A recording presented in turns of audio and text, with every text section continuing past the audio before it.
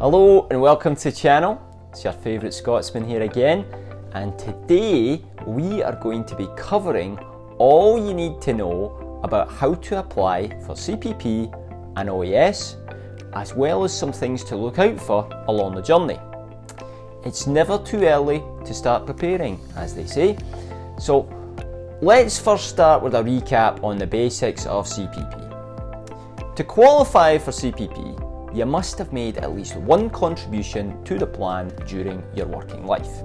The standard age for a Canada Pension Plan pension is 65, but you can begin your pension at any time between ages 60 and 70. Applying before age 65 results in a reduction to your pension of 0.6% per month or 7.2% per year, while the increase after 65 is 0.7% per month or 8.4% per year.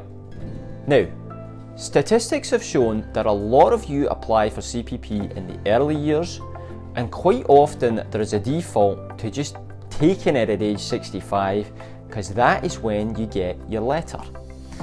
The power of suggestion is truly an impressive thing. We'll cover that in a second, but you get a letter stating OAS will start automatically, and quite often a lot of you choose to start CPP at the same time. This may not be the best way to do it. You need to have a plan in place to decide when the best time is to take these benefits and when it makes the most sense for you from both a tax and income perspective. The answer will be different for each and every one of you, but assuming you are in good health, there is serious consideration to be given to delaying your benefits. This video is not about that, but I have done another couple of videos which we will link to in the notes that will cover that off if you want to take a wee gander. Let's recap on the basics of OAS for a second. To qualify for OAS, you must have lived in Canada for at least 10 years over the age of 18. To get the full OAS benefit, you must have lived in Canada for 40 years over the age of 18. Unlike CPP, you are only eligible to take OAS starting at age 65. You can elect to delay your OAS pension through to age 70 for an increased benefit of 0.6% per month, or a total of 36% if you go the full way to age 70.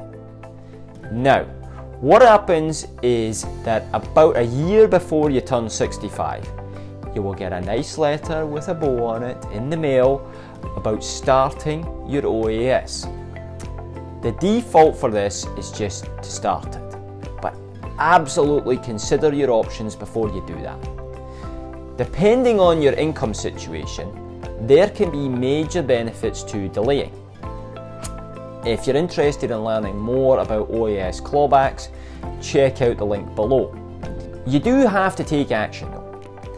If you don't inform the government that you wish to delay, then they will automatically enrol you. So you must inform them by filling out the paperwork or by going to your My Service Canada account.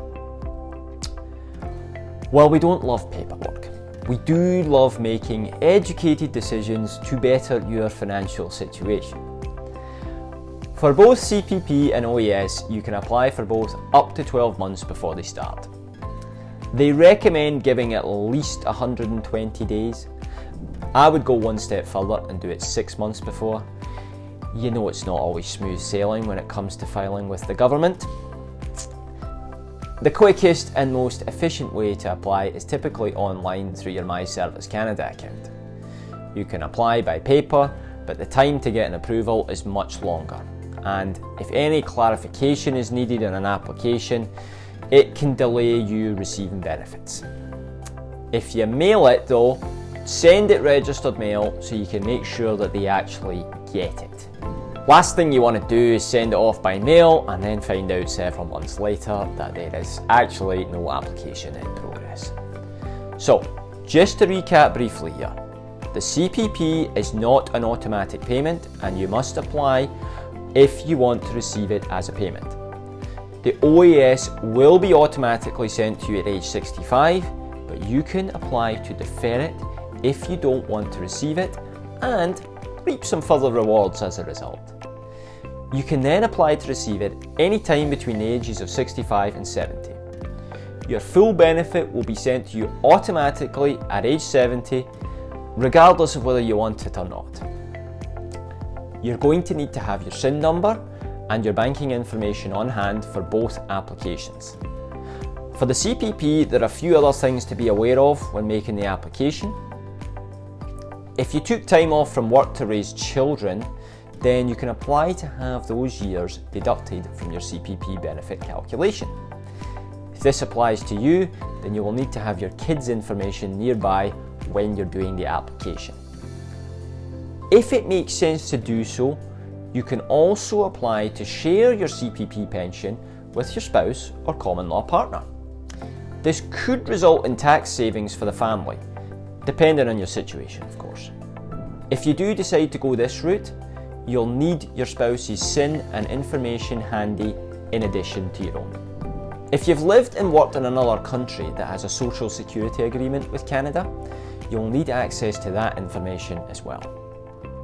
For all of these, we will include links in the notes for more information.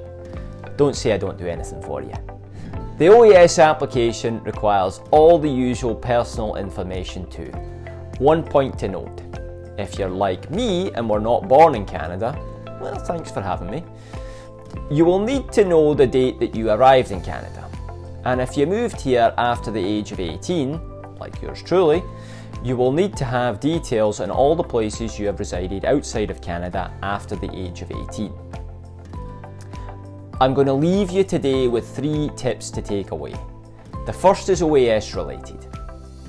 If you're over 65 and have not received OAS, then you may be able to apply and get a retroactive payment for up to a maximum of 11 months from the date Service Canada receives your application. Likewise, let's say you start OAS and then realise, you know what, this isn't really good for me just now, I'm getting clawed back and delaying would be much more beneficial in the long run. You have up to 6 months after that to cancel it. After that, unfortunately, it's tough luck and the book is closed on that one. The last tip I will leave with you today is that if you start CPP and then change your mind, you can cancel it up to 12 months after you start receiving it. You must request the cancellation in writing. You must also pay back all the CPP income that you've received. So, there you have it. Hopefully you are now well versed in the application process, as well as some do's and don'ts. I cannot stress this much further, but please just don't apply blindly. Seek out professional help if you're not sure what is best for you.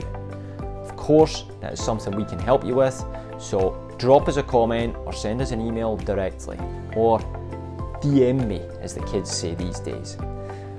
We do have a few other videos on the channel related to CPP and OAS, so check them out if you're interested in learning a bit more and taking a deep dive. Before you go, please do give us a thumbs up, and if you're interested in hearing more from us, go and subscribe to the channel. It only takes a second or two. Have a great rest of your day, and we'll see you next time.